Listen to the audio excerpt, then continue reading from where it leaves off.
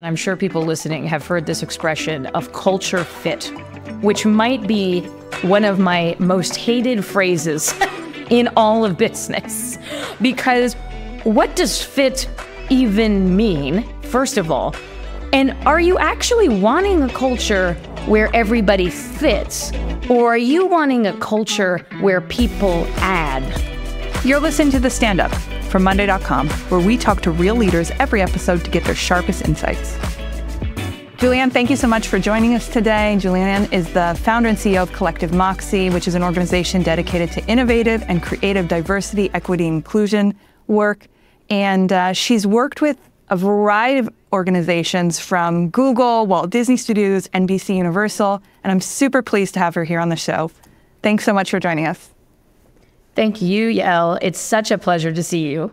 I'd love to hear a story from you of how you've seen DEI kind of either transform organizations, transform teams, transform a leader, something in your personal experience or something that you've worked with before. I'd love to hear a story about your work. One of the anecdotes I can share is when I was at Disney and I was working with a wonderful guy named Steve Asbell, who's now head of 20th Century Studios. And I don't think he'll mind me sharing this story. He was at the time one of the senior leaders on the team. And we were in the middle of the pandemic trying to figure out how to produce content again. We started to do a lot of work on the development of different scripts in that time period because it's something we could focus on, right? It's something we could do remotely. And he called me one day out of the blue. I'm in my house, right? Like everybody else, I'm at home. And he says, I want to just say, I get it now. And I said, what do you mean I get it now? On DEI. And he's talking about diversity, equity, and inclusion. And really what he's talking about is inclusive leadership. And he shared the story. So two of my team members, they were working with one of his team members on a script. It was for a thriller type movie. Wasn't really centered on any particular culture or identity, but was really kind of like a tech-based thriller.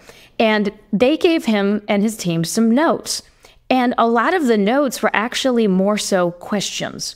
Questions around, hey, how have you thought about different maybe stereotypes or other things that might be functioning here? And they just asked some really profound, thought-provoking questions. Not saying you have to make the family from this background or that background, but it got the team thinking. And suddenly they went, wait a second, why haven't we thought about what this family looks like? And they started to unpack the story choices. And they actually started to make some different choices within the story based on those questions, based actually on the creative thought process. And then he called me and he said, I get it. Because what he started to realize was the value of diversity of thought within a process. And that for him was an unlocking moment. He had never actually thought about it. The diversity of voices at the table actually led to better questions, which led to a better, stronger, creative outcome. You know, you've worked in some pretty entrenched kind of industries where they're maybe a little bit more old school, have their kind of ways of working. How do you as a leader then incorporate those kind of changes to those initial processes or changes to those foundations and encouraging people to ask questions or changing things around? So Yael, it's a great question. You know, one of the things I always say is part of change making is that it really is a step-by-step kind of process. And so one of the first exercises is actually to map the process for whatever business output you're focused on at that point. So one of the things we'll do is we'll work with a team to say, hey, let's map your creative process end to end, out on paper. Like, let's just literally look at it, like objectively. What are each of the steps that it takes to go from an idea to a final project that's in the world? And then let's take a look at each of those steps, right? And start to ask some questions, thought-provoking questions. Usually it starts with a question around why. Why do we make this decision around doing this particular step at this particular time? And what are maybe the assumptions we're making in that decision? And we start to essentially do a version of an audit, if you will, actually, right? But really just through questioning, not through assuming, not through like demanding that needs to be one way or the other, but simply starting to ask questions. And those conversations, looking at each step of the process, asking questions, usually starts to unlock conversation, usually comes more questions, and suddenly a lot of things that were actually happening implicitly start to be made explicit. And so I'll give you an example. Criteria for hiring somebody for a job. I want you to think, Yael, about the last time you were hiring somebody, right? Or our listeners at home. Was there actually a discussion on how people were prioritizing internally the criteria for this role? Meaning, what was most important to you, Yael, the same as your colleague who was sitting next to you who was also interviewing this candidate, right? So were you prioritizing perhaps experience? Was the person next to you prioritizing maybe their creative output? And so making explicit these assumptions we're making around the hiring process, right, is super important. So do you want to agree as a team ahead of time? For example, maybe sit down, write the job description, and then ask the question, what is most important to us about the person we hire in this role? What is the number one thing we need on the team? What is the number one thing we're looking for? An exercise as simple as that can start to unlock bias that's happening even amongst the team. And then I always encourage people to ask the deeper question. Experience, for example. Experience is a tricky one because when we think about it, experience, what we're actually really looking for, usually, is competency, which is different than experience. Experience is not made equal. What access people had to opportunities very much determined by their own story, whatever their lived experience is. And so maybe the better thing to look at if you're talking about experience is what competencies you're looking for, because then that starts to open the aperture of, is it somebody who's done this job before? Or is it somebody that's bringing a skill set, a competency that we really need on the team? And these are the kinds of discussions when you think about the hiring process that can start to be really unlocking and actually get you to the better hire. Because instead of looking at the things that are maybe surface level, could be packed with bias in the case of you thinking about experience, you're actually drilling down on what you really need, and then you all are agreeing on that, and then proceeding with the interview process. This is going to make it better not only for you all as the hiring team and the group making the decision, but it's going to be better for every candidate that interviews for the role because there's going to be clarity about what you're looking for. The jobs that we're hiring for and every company culture is so radically different. So even if, let's say, you found somebody who did this exact job beforehand and you bring them into this company, they may fail for a multitude of reasons that have nothing to do with their experience. Correct. And by focusing on competence or competencies, you're kind of almost hiring a little bit for potential, but also hiring to make sure that you are going to hire somebody who will ultimately be successful in the role. I'm curious how that applies when you have talent already in the organization, considering internal mobility or thinking about who to promote or who to put in leadership positions. How do you make sure that you're also doing that? Is it a similar process? What's been your experience?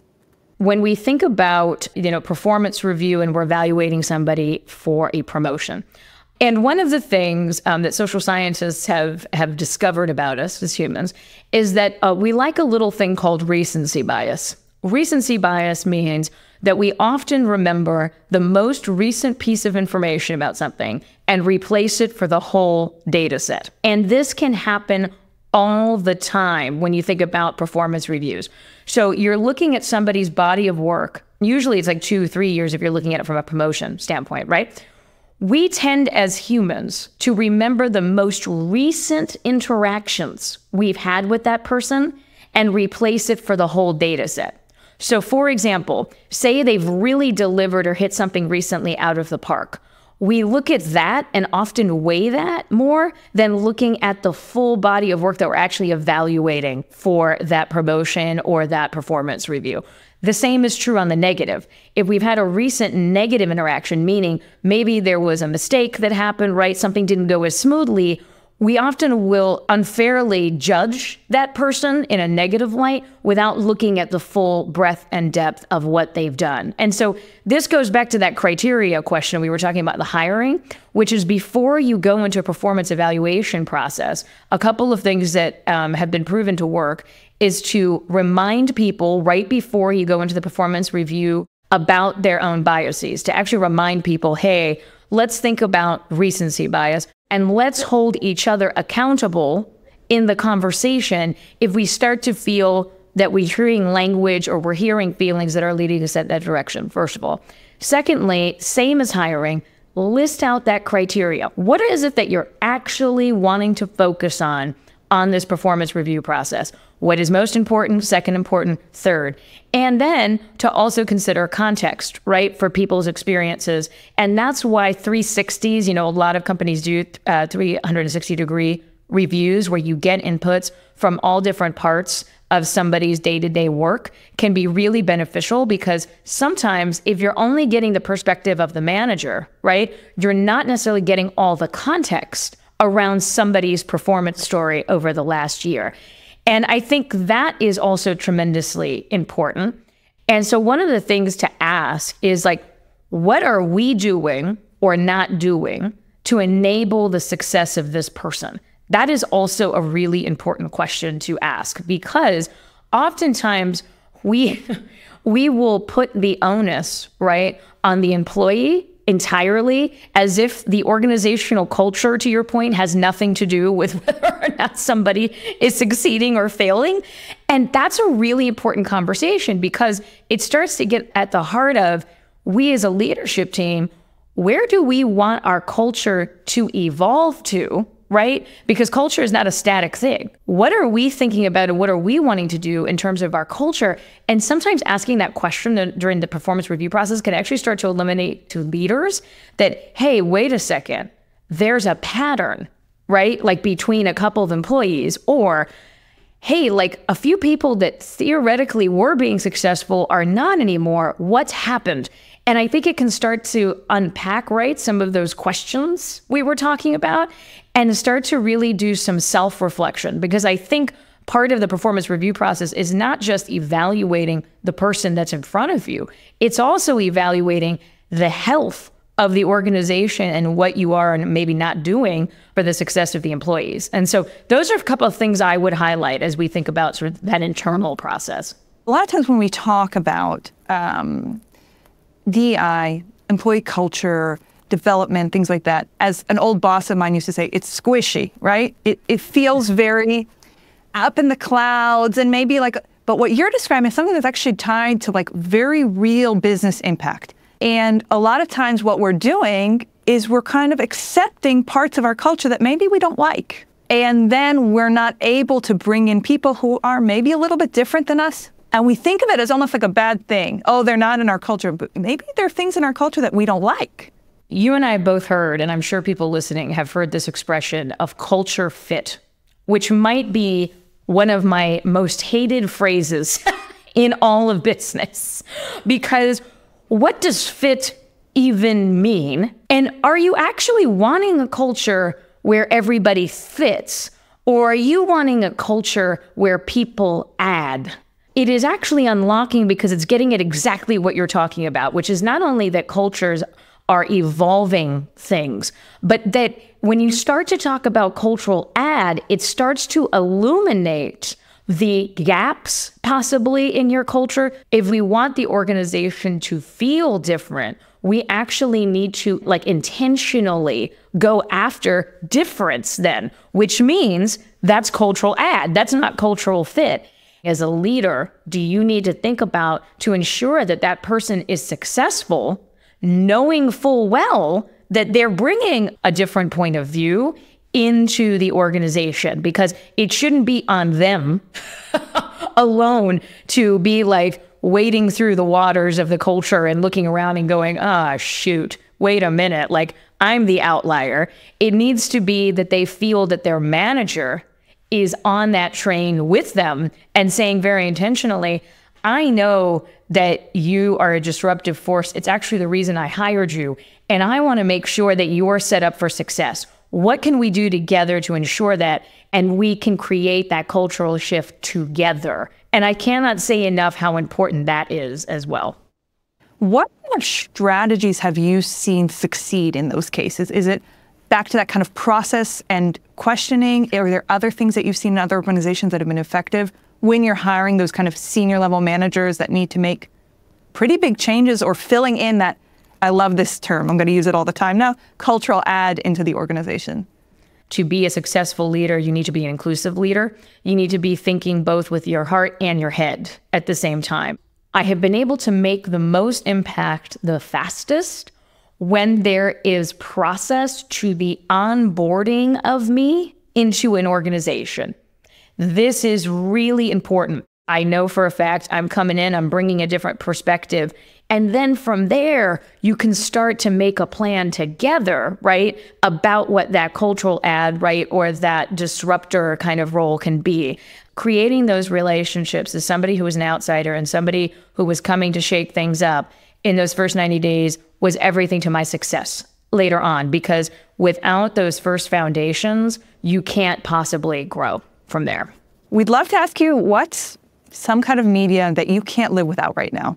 If you are really curious about how to be a more inclusive leader, there is a ton of great literature out there. One of my favorite podcast guests and good friends, Daisy Auger-Dominguez, has a great book that she just came out with called From Burnt Out to Lit Up: How to Lead Through Tough Times and essentially re-energize yourself and your team. I cannot think of a book that is more appropriate for the moment in time that we're in with so much change in the world and our society.